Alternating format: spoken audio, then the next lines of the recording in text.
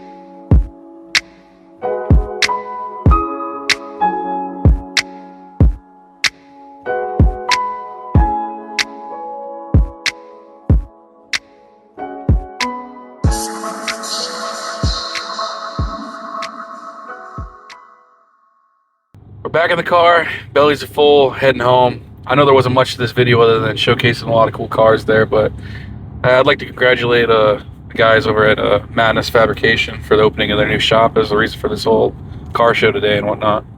But there's a lot of cool stuff there, you know, mainly JDM. Obviously, fabrication shop, they're doing a lot of drift stuff, a lot of cages, race cars. It's cool. It's a cool setup, a lot of cool cars turned out. I hope I did a good enough job showcasing what was there. Hope you guys got to enjoy it. But stay tuned, or rather you stay tuned for the next video, and I hope you smile.